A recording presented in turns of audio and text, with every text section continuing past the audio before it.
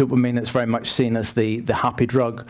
You hear people talking about the dopamine hit, which very much describes the sort of the lighting up of a specific part of the brain during that sort of heady sensation of reward and pleasure that's mediated then by this neurotransmitter in our brain then called dopamine.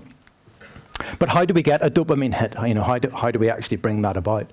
And I think probably everybody in this room has a fair notion of the sorts of things that bring on that sort of heady sensation of reward and pleasure, so like eating certain types of food, shopping, winning money, getting money, sex, and achieving goals. And all of those things sort of listed there have very much evolved then to, I guess, help with survival, help people keep alive, and but also to help sort of perpetuate genes onto the next generation. But in actual fact, what part of the brain is actually lighting up whenever we're talking about this dopamine hit? What part of the brain is actually being activated? Well, here it is here. You can see it. It's this particular pathway. It's referred to then as the mesoaccumbens dopamine pathway. You can see it's running from a structure called the VTA up to the nucleus accumbens. VTA, it stands for ventral tegmentum area, up to the nucleus accumbens, and then on up to the prefrontal cortex. So these are dopamine neurons then the whole way through. And the nucleus accumbens and the VTA, you can see them, they're lower down in the brain. So that's very much in what we refer to as like subcortical regions, whereas the prefrontal cortex then higher up in the sort of the cortical region there. And in terms of like that sentient conscious experience of reward, that is very much happening then in the cortical part in the prefrontal cortex. And in actual fact, in quite a specific part of the prefrontal cortex called the orbitofrontal cortex, just above the eyes, just above the orbits. Okay, so in actual fact, and you can see it here then on this slide as well. So this is a scan of somebody during a reward sensation, during a reward event. And you can see that you've got the orbitofrontal cortex then lighting up in green alongside the nucleus accumbens region, that bit that we were also talking about then in purple. So that's well documented. And I guess, the question I want to ask today then a little bit, you could imagine that, dopamine physiology in the brain is going to be complicated stuff. So the question that I want to ask today is dopamine firing just associated with reward? Or I guess another way to put that is dopamine firing associated with other things? Is it functionally responsible for other things that are sort of going on within the brain system? No, that's not the only thing that dopamine does. So what else do we get this sort of dopamine firing occurring in the brain? Well, in actual fact, you also get dopamine firing during aversive events. So like if you were to turn a light switch on and to get an electric shock, you would also get this firing up of the mesoaccumbens pathway, dopamine activation in that context.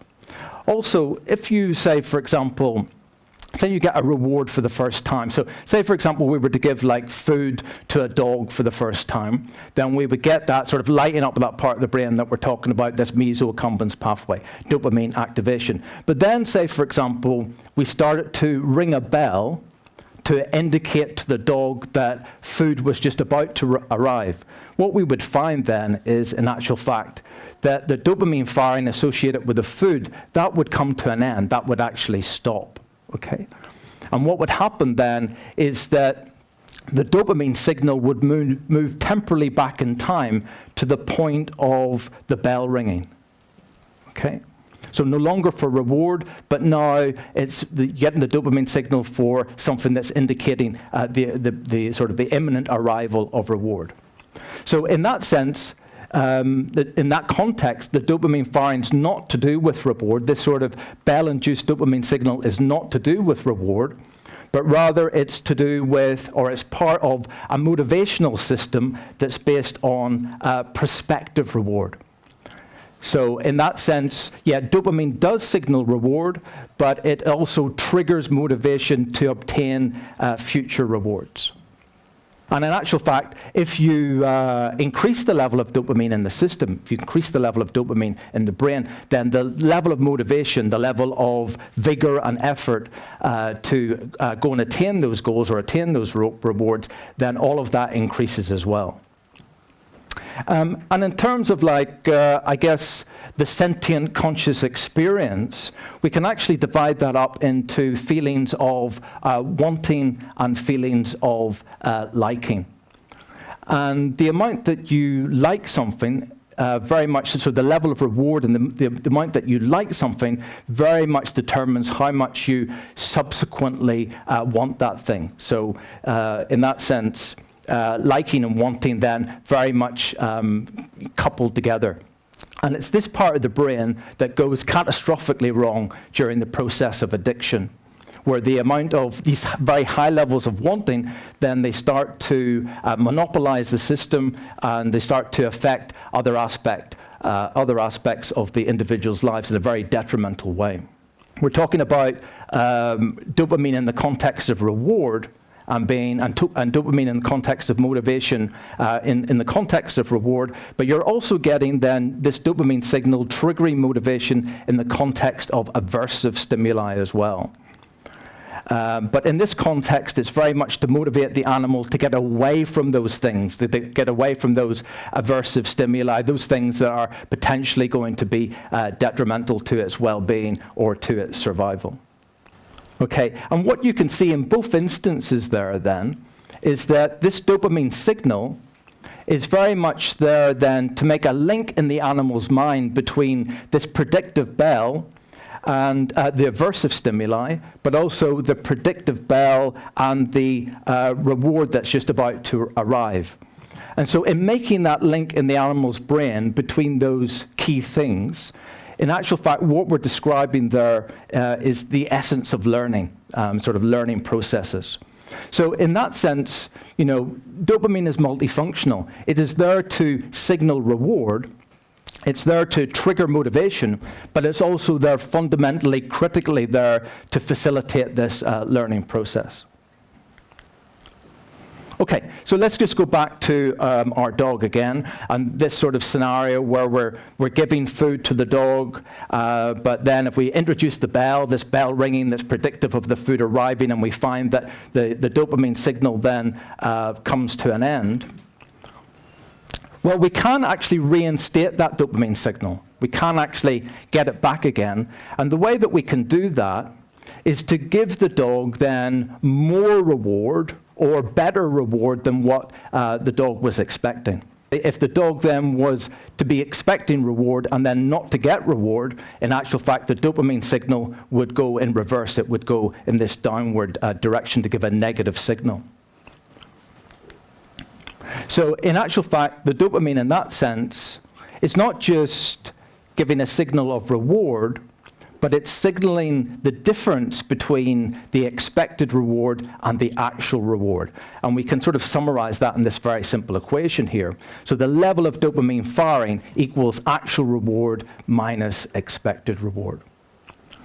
So in that sense, if we're not expecting reward, and then, or if the dog's not expecting reward, but the dog gets reward, then we've got this firing of the dopamine signal, we've got this positive signal then occurring. Similarly then, if we're expecting the reward and then we get the reward that we're expecting, if those two things are the same, the dopamine signal doesn't actually change really in that sense. Conversely then, if we're expecting a reward, but then if we don't get a reward, then the dopamine signal actually goes down, and you get this negative signal then as a result of that. And then lastly, if we're expecting a reward, but then in fact, if we get more reward, or if we get a better reward, and in fact, dopamine firing then goes back up again. Okay.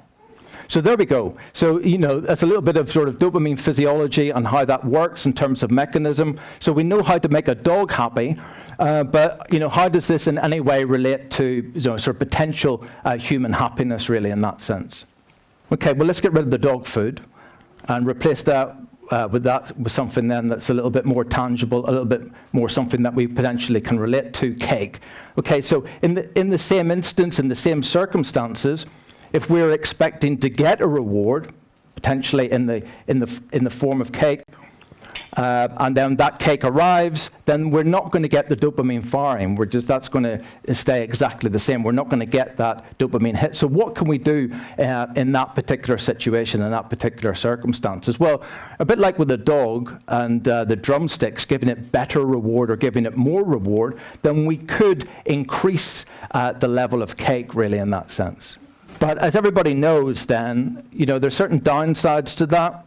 Okay, so that's reinstating our dopamine signal, but there are certain downsides to that. And in actual fact, the more that you consume of these sort of reward substrates, it starts to saturate and it starts to desensitize some of the receptors, so that in actual fact, in terms of the sentient experience, that starts to diminish. Plus, there's obviously all of the downsides of chronic overindulgence that are potentially detrimental in the longer term.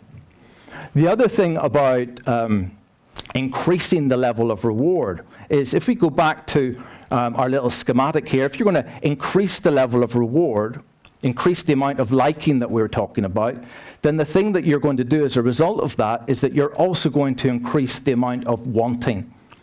And you can then you're going to amplify that then to very high levels that can often then place people in chronic states of dissatisfaction. Again, that can be very detrimental to their sort of long-term well-being. So how do we circumvent that then? How do we solve this problem? Well, the way that we potentially, again, thinking about this sort of dopamine firing in the context of actual reward and expected reward, what we can do is that we can reset the system. And the way that we reset the system is to not expect reward and to not actually get reward. Okay, so, and as a result of that, no dopamine firing then is occurring. And in fact, that is something that we might call a state of abstinence. So we've got Lent coming up in a couple of weeks' time, and people will potentially be going into a sort of a period of abstention in terms of some of these reward substrates that we're talking about. So we can reinstate the dopamine firing, okay, by not expecting reward and then actually getting reward. And in fact, then that's even better if we can do that in an unexpected way, so that you're not expecting to get cake, but you end up getting cake, and that will reinstate then your dopamine signal in that sense. Of course, the thing that you want to avoid is expecting cake and then nobody giving you any cake, in which case your dopamine signal is going to go down. Okay, so I guess going back to our original question then, is dopamine the key to our happiness? Well, in actual fact, happiness for humans, at least, is a very complicated thing. And, dopamine physiology, without doubt, plays a little bit of a role within all of that. We can say, yes, dopamine is involved with our happiness, but only if we incorporate then periods of abstinence, and only in terms of when we're getting that reward is a surprise, that we're getting unexpected reward in that context. So perhaps in that sense, when you actually think about it, the question maybe shouldn't be, is dopamine the key to my happiness, or is dopamine the key to our happiness? But rather, can we make dopamine then the key to somebody else's happiness? Common sense, really, whenever you think about it. Thank you very much.